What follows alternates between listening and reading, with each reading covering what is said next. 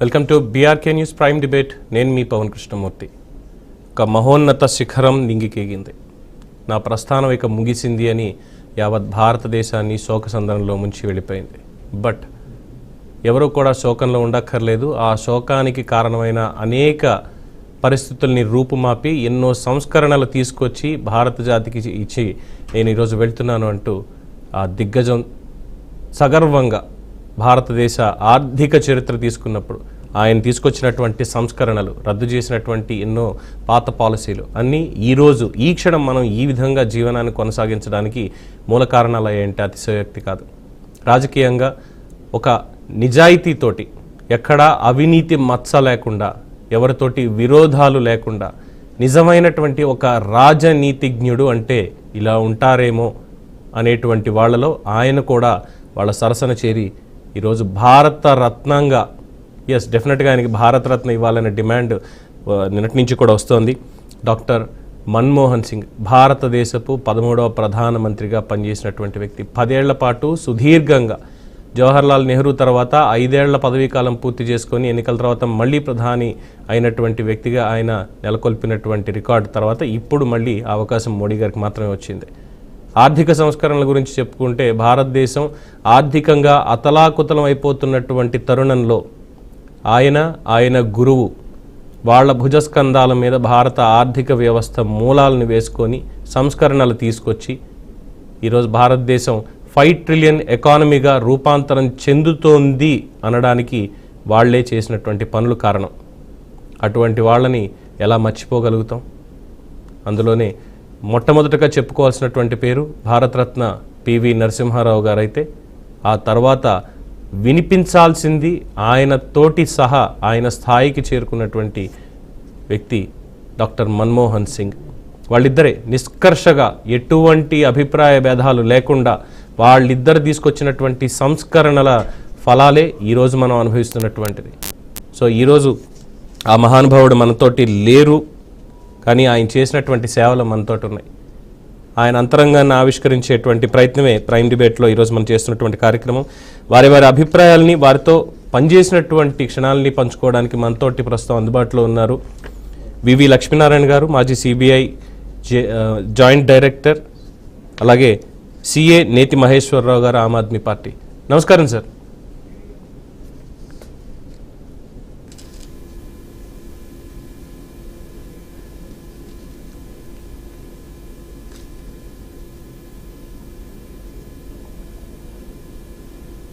Sir JD గారు చెప్పండి.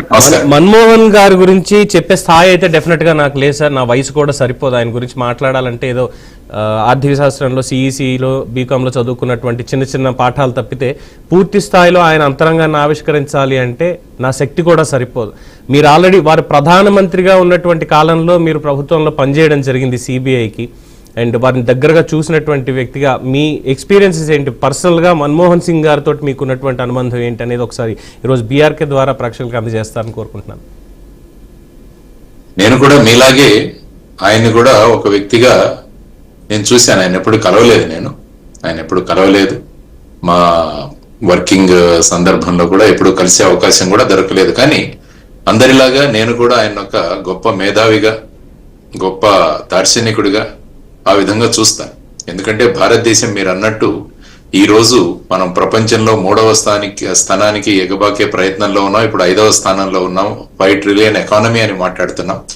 ఈ సందర్భంగా ఆయన వేసిన బీజాలు ఏవైతే ఉన్నాయో అవి దీనికి ప్రధానమైన కారణంగా మనం అందరం కూడా ఒప్పుకోవాలి.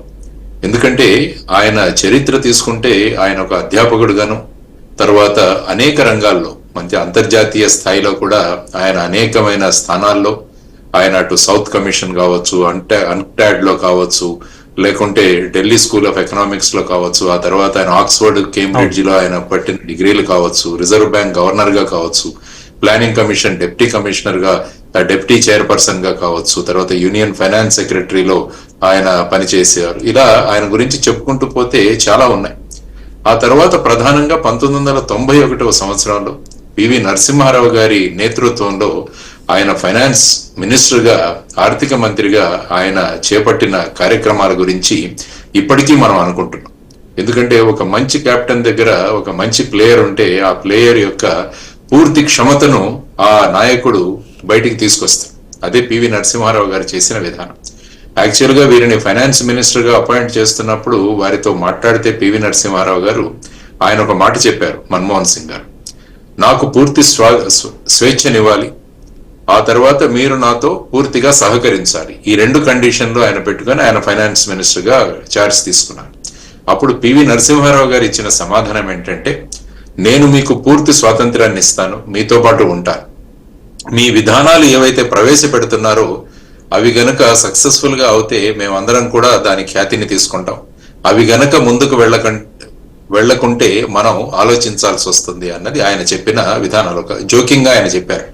సో ఆ విధమైన పరిస్థితిలో అప్పుడు భారతదేశం యొక్క ఫైనాన్షియల్ పొజిషన్, ఆర్థిక స్థితి చాలా హృదయ విదారకంగా ఉంది. అంటే ఆ సమయంలో 1941 వీరు ప్రభుత్వానికి వచ్చినప్పుడు భారతదేశం దగ్గర విదేశీ మార్క ద్రవ్యం ఏదైతే ఉందో, ఫారిన్ ఎక్స్చేంజ్ రిజర్వ్స్, కేవలం 14 రోజులకు మాత్రమే సరిపడబోయే ఇంపోర్ట్ బిల్ ఉంది. అదే సాధారణంగా ఒక దేశానికి 3 నెలల గనక ఈ వాల్యూ ఉంటే అది కొద్దిగా సేఫ్ అని అనుకుంటాం, కానీ అప్పుడు కేవలం 2 వారాల్లో మాత్రమే ఉంది. తర్వాత ఈ పరిస్థితులను బయటికి ఎలా తీసుకువెళ్ళాలి అన్న దానికి వారు సూచించిన విధానం ఏంటంటే ఆర్థిక సరళీకరణ, తర్వాత ప్రపంచీకరణ, అంటే లిబరలైజేషన్ అండ్ గ్లోబలైజేషన్. ఇవి చేస్తే ఏమవుతుందంటే తర్వాత మన దగ్గర ఉన్న పబ్లిక్ సెక్టర్ విధానం ఏదైతే ఉందో దానిని సడలించి, ఇన్స్పెక్టర్ రాజ్ ఏదైతే అంటామో దాన్ని సడలించి, బయట నుంచి పెట్టుబడులు గనక మనకు ఆకర్షించగలిగితే ఒక రకంగా కాంపిటీషన్ ఏర్పడుతుంది, పోటీతత్వం ఏర్పడుతుంది. ఆ విధమైన భావాలతో వారు ఈ ప్రపంచీకరణను, తర్వాత సులభతరాన్ని తీసుకొచ్చి రూపీ వాల్యూని కూడా డివాల్యుయేట్ చేశారు. డివాల్యుయేషన్ ఆఫ్ రూపీ అన్నది టేకప్ చేయడం జరగడం వల్ల ఏమవుతుందంటే అప్పుడు ఆర్థిక సంస్కరణలకు ఒక ఊతం దొరికింది. సో ఆ లాభం ఏదైతే మనం అప్పుడు చూసామో అది ఎప్పటికీ కూడా కొనసాగుతుంది. అందులో ముఖ్యంగా రూపీ డివాల్యుయేషన్ గురించి చెప్పాను.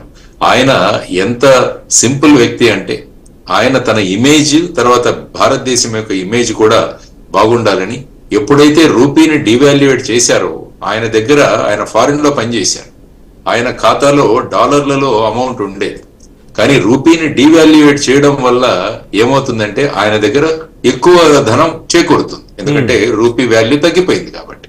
కానీ ఆయన ఏం చేశారంటే నేను ఈ రూపాయిని విలువను తగ్గించడానికి కారణం నా ధనాన్ని పెంచుకోవడానికి అంటారేమో అని భావించి ఆయన ఏం చేశారంటే ఆయన దగ్గరలో ఉన్న ఈ మొత్తాన్ని కూడా ప్రైమ్ మినిస్టర్ రిలీఫ్ ఫండ్ కి ఆయన ఇచ్చేశారు.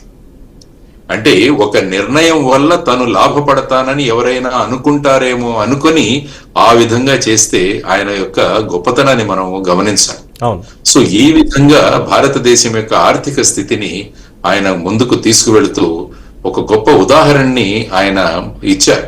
ఎందుకంటే ఆయనకున్న ఇంటర్నేషనల్ ఇమేజ్ కూడా అలా ఉంది. అంతర్జాతీయ స్థాయిలో ఆయన ఇమేజ్ ఏంటంటే ఈ వ్యక్తికి విషయం తెలుసు, ఈ వ్యక్తి ఆర్థిక రంగాన్ని ముందుకు తీసుకువెళ్ళగలరు అని చెప్పేసి విదేశాల్లో ఉన్న ప్రభుత్వాలు కూడా వీరికి మద్దతును పలికాయి. సో ఆ విధంగా ఒక విప్లవాత్మకమైన మార్పులు తీసుకొస్తూ భారతదేశాన్ని ముందుకు తీసుకెళ్లిన దార్శనికుడు మన్మోహన్ సింగ్ గారు ఆర్థిక రంగంలో ఆర్థిక మంత్రిగా మనం ఆలోచించాల్సిన విషయం. మీరు ఆ విషయం అయితే ఒక ఆర్థిక మంత్రిగా మన్మోహన్ సింగ్ గారిని వర్సెస్ ఎంతో మంది ఆర్థిక మంత్రులుగా పనిచేశారు, ముఖ్యంగా ఆయన పని చేసిన తర్వాత వచ్చినటువంటి వాళ్ళు ఎవరైతే ఉన్నారో వాళ్ళు కంపేర్ చేసుకున్నప్పుడు మన్మోహన్ గారి రాజనీతిజ్ఞతని, ఆర్థికాంశాల మీద ఆయనకున్నటువంటి అవగాహనని వాళ్ళు పుణికిపుచ్చుకొని ముందుకు వెళ్ళారు అనుకోవచ్చా, లేదంటే ఇంకా తడబడుతున్నారని అనుకోవాలా?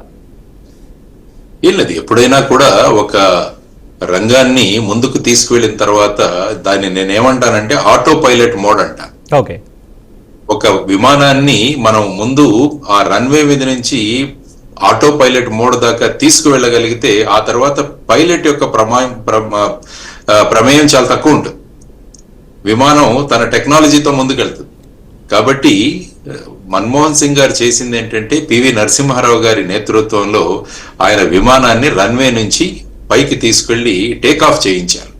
చేయిన తర్వాత దాన్ని క్రమక్రమంగా ఆటో పైలట్ మోడ్ తీసుకొచ్చిన తర్వాత ఆ తర్వాత పైలట్ ప్రసక్తి పెద్ద ఎక్కువగా ఉండదు. కాబట్టి మిగతా పైలట్లు ఎవరైతే తర్వాత కూర్చున్నారో అంటే ప్రణబ్ ముఖర్జీ కావచ్చు, చిదంబరం గారు కావచ్చు, తర్వాత నిర్మలా సీతారామన్ గారు కావచ్చు, వీరందరూ కూడా వారు వేసిన ఆర్థిక విధానాన్ని ముందుకు తీసుకువెళ్లి ఆ విధంగా చేయడం వల్లే ఇప్పుడు మనం 3వ స్థానంలో వెళ్లే ప్రయత్నాలు మనం చేస్తున్నాం. సో ఇంకా అభిమానం అనేది ఆటోమేటిక్ గా ముందుకు వెళ్ళిపోతూనే ఉంటుంది, ఎవరు వచ్చినా ఎవరేం చేసినా ఉంటుంది, ఎవరు వచ్చినా. నేను అదే అంటాను. కాబట్టి దాన్ని మళ్ళా ఇంప్రూవ్ చేసి ఇంకా హైట్ ఆల్టిట్యూడ్ పెంచుతారు. పైలట్ ఆటో పైలట్ లో వెళ్ళినప్పుడు క్రమక్రమంగా ఎత్తు పెంచుకుంటూ వెళ్తారు, సో దట్ ఎదురుగా ఎటువంటి అవరోధాలు మనకు ఉండకుండా. సో ఆ విధంగా పైలట్లు ప్రయత్నం చేస్తే ఇప్పుడు ఆ స్థాయిలో మనం చేరుకున్నాం. కాబట్టి ఆ ఇనీషియల్ టేక్ ఆఫ్ అన్నది చేసిన ఘనత మన్మోహన్ సింగ్ గారికి దక్కుతుందని నేను అంటానండి. రైట్, ఒక షార్ట్ బ్రేక్ తీసుకుందాం. బ్రేక్ తీసుకున్న తర్వాత మహేశ్వరరావు గారి అభిప్రాయం తీసుకుందాం. ఒక షార్ట్ బ్రేక్.